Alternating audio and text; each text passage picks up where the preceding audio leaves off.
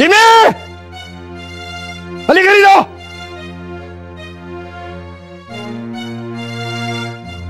Bakit po, sir? Bakit ka dyan? Tinan mo ang ginagawa mo sa mga halaman. Pinababayaan mo. Sayang lang binabayad ko sa'yo. Kasi, sir, inuna ko po kasing tapusin yung nasa harap eh. Hindi ko naman po akalain na uunahin yung tingnan yung nasa likod.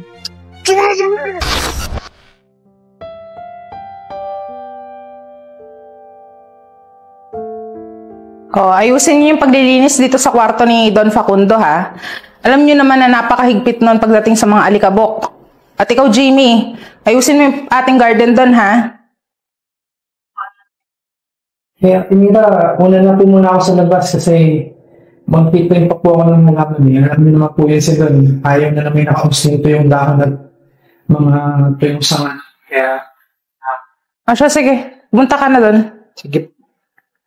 Oh, maiwan ko na kayong tatlo, ha? Kasi magpapaluto muna ako ng tanghalian doon sa kusina. Diyan na kayo. Sige pa.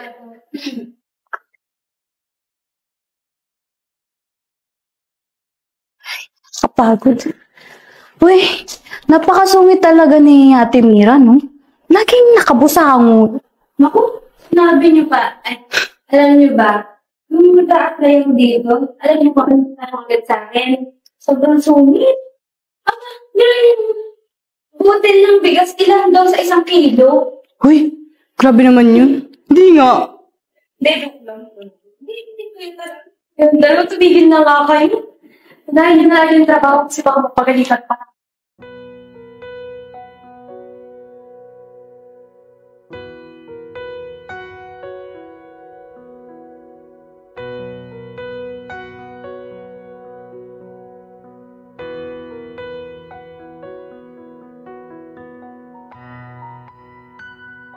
Mira!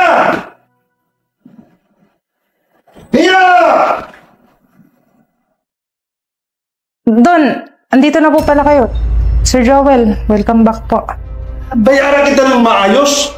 Tapos bibigyan mo ako ng mga katulong na dumating ako, hindi man lang bumabati sa akin. Dad, tama na. Ang presyon mo.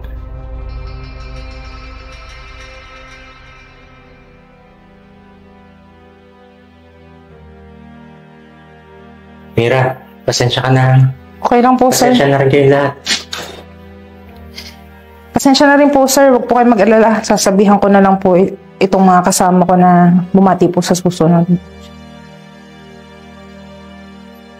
Sa susunod ay bumati na kayo sa Don. Ayaw na binabaliwala ang presensya niya. Pasensya na po, Ate Mira. Hindi naman po kasi namin napansin na dumating na pala si Don. Oo nga po, Ate Mira. Yan niyo po, Ate Mira, sa susunod mas magiging alisto na po kami. O siya, sige. Maigi pag pumunta na kayo dun sa kwarto ni Sir Joel at dinisin niyo naman yon. Ako na bahala dito. Tulong na. Sige.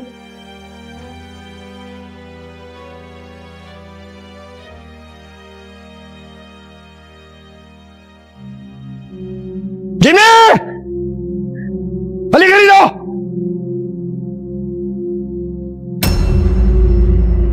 Bakit po, sir? Bakit ka dyan? Tinan mo ang ginagawa mo sa mga halaman. Pinababayaan mo. Sayang lang binabayad ko sa'yo. Kasi, sir, inuna ko po kasing tapusin yung nasa harap eh. Hindi ko naman po akalain na uunahin yung tingnan yung nasa likod. Sumasagot ka! Ano ba? Lahat ba ng kasambahay natin dito sinasaktan mo? Iho, tama lang ginagawa ko. Binabayaran ko sila. Dad, ginagawa naman nila yung trabaho nila. Mabuti pa, pumasok ko na lang sa kwarto. Naglagay na ako ng tubig doon para kumalma ka. Pasalamat ka, dumating ang anak ko. Sensya ka na, Jimmy, ha? Sadya lang mainit ang ulo ng daddy. Simula pa nung nakaraang araw yan eh. Okay lang po yan, sir.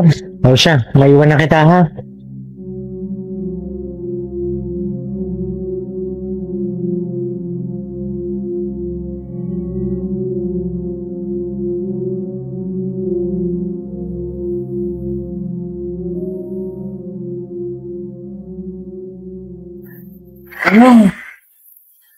Hirap talaga pagka mga walang kwentang tao kasama sa bahay.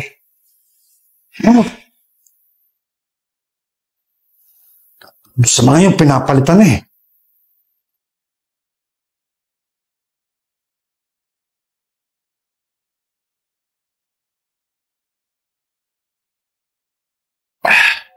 Mga walang inab.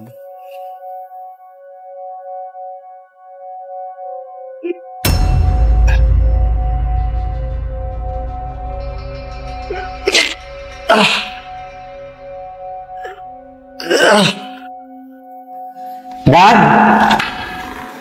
Dad! Dad!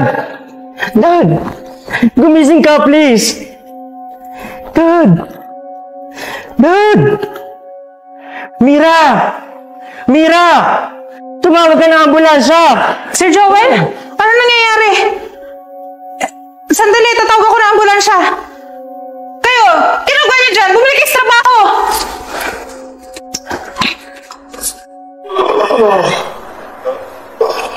Oh, Dad. Gising ka na pala.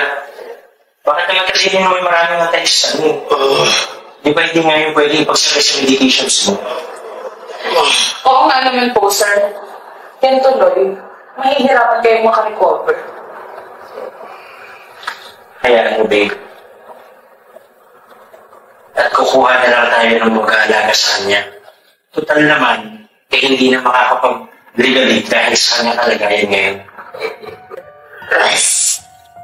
Hindi ata alam ng daddy mo, babe, na magka-relasyon tayo. Ngayon, alam na niya. Kaya nga lang, hindi na siya makakapag-react pa. Mukhang unti-unti na nagsisecond lahat sa edad. Kaya ako umuwi ay para execute ang aming mga plan.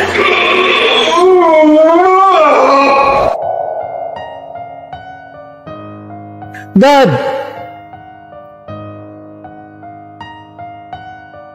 Dad! Dad!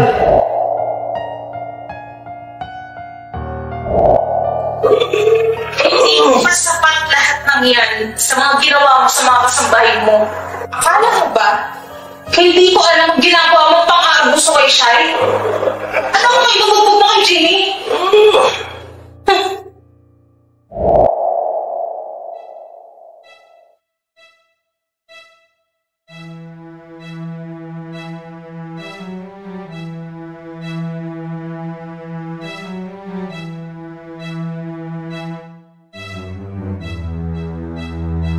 Alam ko rin na malusutan ng dati yung batas. Kaya ako na lang ang gumawa ng paraan para bumalik lahat sa kanya ng mga kasamaan niya.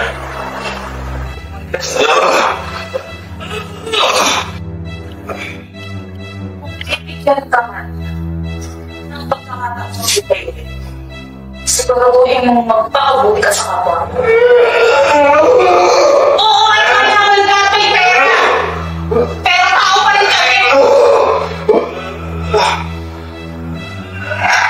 Tataka ka na kung bakit ginawa ko to sa'yo. Balikan mo rin yung mga ginawa ko sa akin. At least sa'yo okay na lahat, babe. Walang makakaalam ng ginawa natin. Oo, babe. At ikaw, Dad, huwag kang mag-alala. Hindi ka naman namin pababayaan. Isipin mo na lang na nag-aanuhin ka araw-araw dito sa loob ng kwarto. Sabi ka naman, babe.